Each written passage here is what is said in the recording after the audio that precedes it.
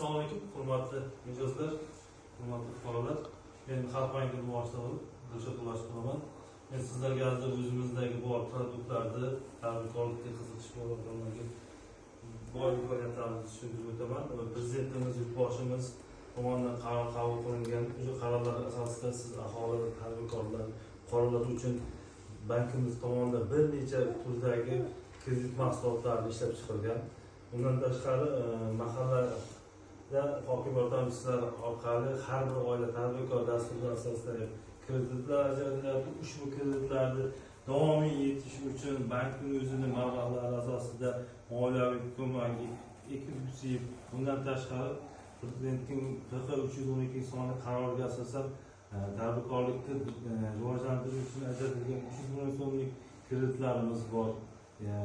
Ularga ajratishni har bir oila dasturidan hokim yordamchisi orqali olasiz. Agar bankdan olgan bo'lsangiz 50 milliongacha naqd pulda kreditimiz bor. Garov bo'lgan 100 million bo'lsa plastik kartaga tushib bergan kreditlarimiz bor.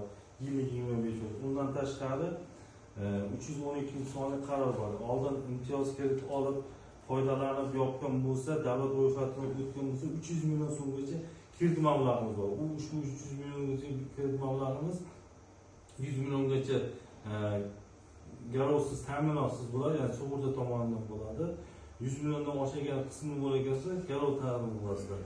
Ushbu kreditimiz ish o'rin qancha ko'p yaratib bersangiz, foizlari shuncha tushib boraveradi. Yani biz 3-toifada hududga kelgan uchun bizda kredit foizlari 21%, ish o'rini shunga qarab pasayib ketaveradi. Agar 3-4 ta ish o'rin bo'lsa, 2-3-4% umumiy asos foizga nisbatan kamroq foizda kelishlar tomonidan rasmiylashtiriladi.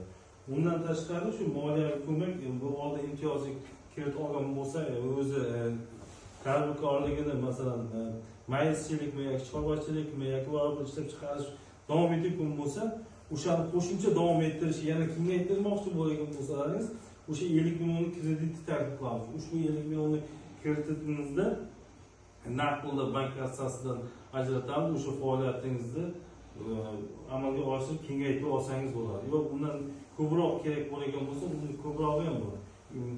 Eksklyuziv deganimiz bor. U ham ancha qulayligi shunda bank kartasiga tashlab beramiz. Shu o'zingiz bozordan borib o'sha erkin bahoda bankdan plastik kartasi orqali uskunalar yoki mahsulotlar yoki tovarlar yoki xomashyolar sotib olish imkoniyatlaringiz bor. Barchani chiqib ketayotganda hammaga agar qiziqqan kredit turi bo'yicha pasport mahsulotlarini taklif qiling. Kim qiziqsa kredit ajratishga yordam bering. Kimlardir kredit bo'yicha tushunmovchilik va savollar bo'lgan bo'lsa, bersalaring o'zim javob beraman.